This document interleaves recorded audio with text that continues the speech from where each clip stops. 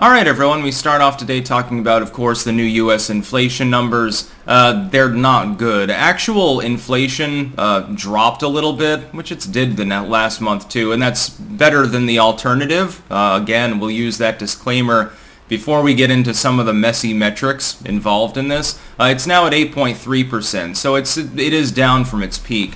The problem, and this is being mentioned far too sporadically by the legacy media, not without good reason. They take economic marching orders literally from the Biden admin. Link in the description, archived, of course. You can follow along here.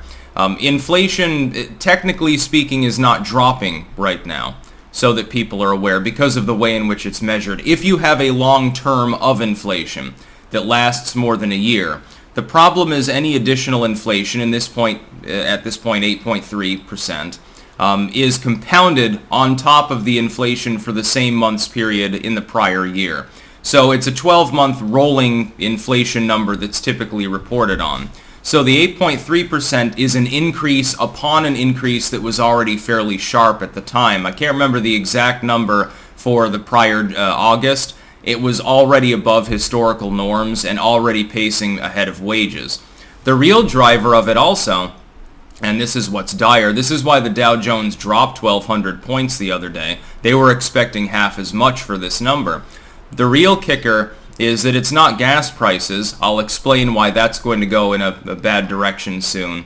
It's not that that's driving the continued high inflation in the United States. It's food prices. As predicted, by the way, around now would be when that outpacing would happen, because you had several months there where fertilizer from the biggest exporter in the world, which is Russia, was not really available. And so all of the farmers had to use more pricey fertilizer or less of it, and therefore the crops become more expensive.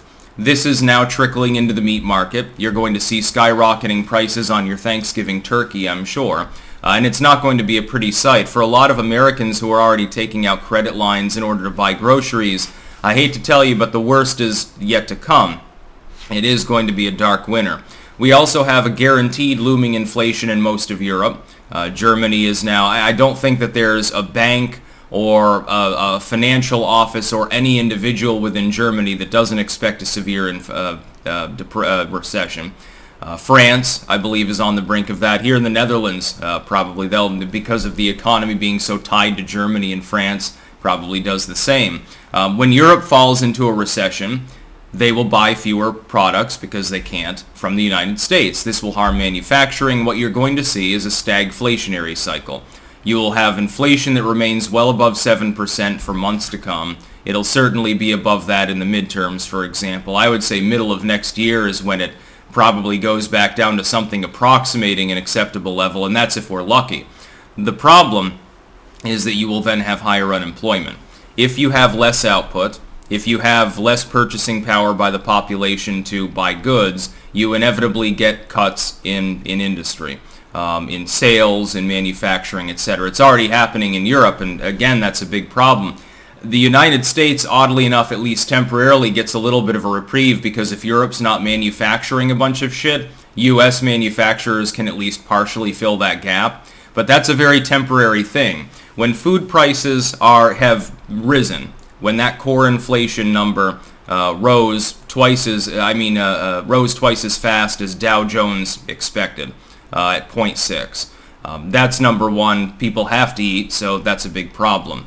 Number two, again, the new numbers that you're getting now at this point, and this started in July, are being compared to an already inflated number from the prior year. This is classic fuzzy math, by the way, when they report on inflation. If the inflation last year was already rising, and this year's inflation doesn't at least roughly level out, it means that you've got hyperinflation because of the compounding of those numbers. They're reporting on it as though it's some great news. Well, inflation fell a little bit. I guess that peak inflation is here. The Fed's actions are working. The Fed knows better. That's why they're poised to raise interest rates again, thus cutting more jobs out of the economy. Your growth is going to go backwards. It already has been negative for 2 quarters in a row. This is clearly not going to stop as a trend. And effectively, you're just shy of catastrophic. We've got a lapsed economy. partially due to damage from lockdownerism, which was, foisted on some states by the Biden admin. Remember that Joe Biden was threatening to cut off domestic air travel to Florida because Ron DeSantis wouldn't close the fucking beaches and install a mask mandate. Just to be clear about who is actually responsible for the current mess. Hint, hint, Joe Biden is one of the leading figures in that. It's partially due to that. It's partially due to attacking the energy sector. Again, we'll get to gas in a moment. And partially due to the inflationary spending, the freewheeling of the Biden admin. Now, as to gas. Gas prices within that inflation number actually led the charge against inflation being higher. Again, it's not a bad thing. The problem is when you look at the 90 days of lower and lower gas prices, huzzah, Bidenomics is working. You got to realize that a substantial proportion of that entire reduction is due to one of two things. Freeing up the oil reserves, the strategic fuel reserves. You can't do that forever. Eventually you would drain them. Biden doesn't seem to give a shit. He's already reduced them to a stockpiled level that is at, I think it was a 20 or 30-year low. So we're draining our strategic reserve, which really is only for national emergencies and war. It's not really meant to be a piggy bank. Trump had topped it off to, record levels. Now Biden is taking, the results of the good times of Trump and pissing them away. He's been doing this, burning the economy on its own fucking fart fumes for a while now. And secondly, the extension of the gas tax holiday. But that will lapse. I wouldn't mind if they have a gas tax holiday forever. To be clear, this is one of the few things Biden's done that is actually supportable. Removing the gas tax is a good idea. We should never have had it in the first place. Fuel should not be taxed at the state or the national level. I noticed that in some states like California, they simply say, oh, free money. We're going to increase our taxes so that it remains at the same level. Yeah, I wonder why your gasoline is so much more expensive than it is in Alabama, by the way. I'm so confused. I have no clue why this is happening. I actually support that, but you're going to start getting leftists who want to go full EV and solar and all this shit. They're going to start complaining about that. They're not going to want him to extend the gas tax holiday. If you stop draining the strategic reserves and you stop the gas tax holiday, guess what happens to the gas prices? All of a sudden they rise by 25, 30 cents a gallon, going right back up to near peak highs and making people more miserable. Now, they're between a cock and a hard place. The same is true with student loans. You've suspended payments on them for so long that you almost have no choice but to do the debt forgiveness shuffle, by which I mean taxpayers have to subsidize a bunch of other people, including taxpayers that never went to college, couldn't afford college, or already paid off their loans. Really sad, unfair situation for many tens of millions of Americans. You almost, though, because of the mismanagement of Bidenomics, you almost have no choice. The same is true with gas. They might have to extend both of these things until the Fed deals with inflation. The problem is that their actions are going to cause stagflation because you'll still have high inflation and you'll have rising unemployment. Can't wait to see the new unemployment numbers. I bet that they're not going to be particularly great. The Dow will probably tumble on that news too. There's no end in sight for the economic misery. It's all coming to a head. I expect roughly around January or February things will start peaking. And that's when the curtains will be pulled back. People will see how bad it really is.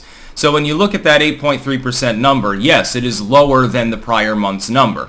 The problem is that it is being compared to a considerably growing prior metric. The metric of inflation was already fucking growing. This can only cause problems. Effectively, the inflation is linear. Well, it's peaking, I suppose you could say, for 3 or 4 fucking months in a row.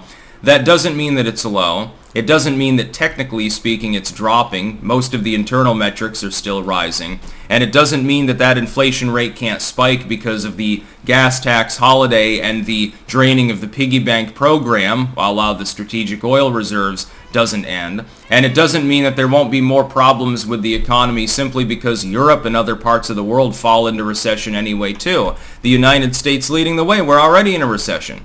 When we get Q3 numbers, it'll probably be negative GDP again. At what point does the Biden admin no longer have plausible deniability?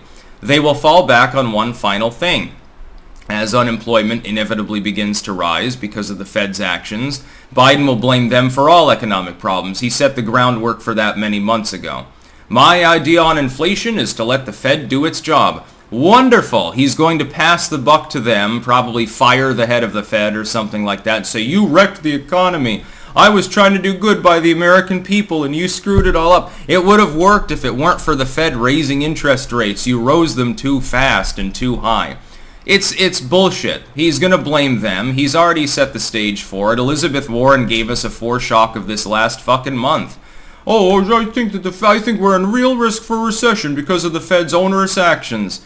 Interesting. Yeah, the ones that Biden expressly told them to take. It's not his fault, though. He's got to go drink some more prune juice. That's about all. Peace out.